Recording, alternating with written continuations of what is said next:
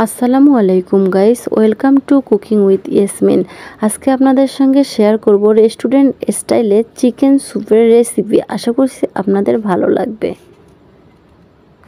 এখানে আমি রেডিমিক্স স্যুপের প্যাকেট নিয়ে নিয়েছি। আপনারা যে যার ইচ্ছে মতো নিতে পারেন।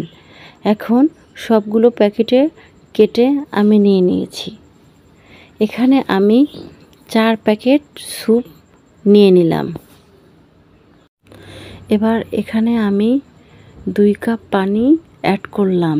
ঠান্ডা পানি, কিন্তু এটা ঠান্ডা পানি অ্যাড করে নিতে হবে। তারপর ভালো করে মিক্সড করে নেব। মিক্সড করা হয়ে গেলে এখানে আমি আরও 1 কাপ পানি অ্যাড করে ভালোভাবে নেড়ে নেব। এবার একটি ডিম ভালোভাবে ফেটিয়ে এক সাইডে রেখে দেব।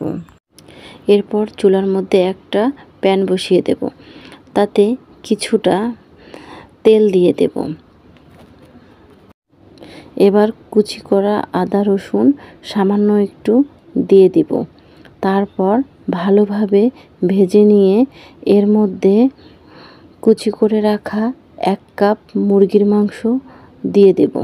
এখন হাফ চামচ গোলমরিচের গুঁড়ো, পরিমাণ মতো লবণ, কিছুটা মরিচের গুঁড়ো দিয়ে ভালোভাবে মুরগির মাংসগুলো নেড়ে ভালোভাবে নাড়ার পর যখন মুরগির মাংসগুলো হয়ে আসবে তখন এর মধ্যে আগে থেকে রেডি করা স্যুপগুলো ঢেলে দিব।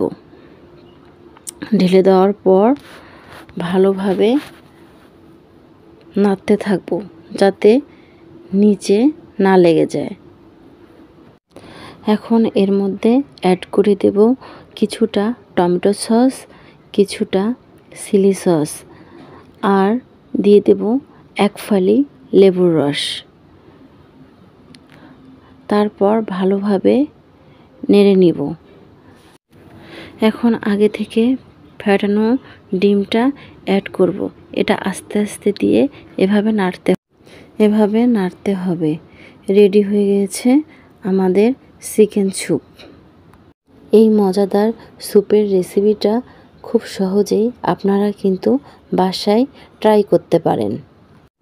গাইস, আমার রেসিপিটা ভালো লাগলে লাইক, কমেন্ট, শেয়ার করে পাশে থাকবেন।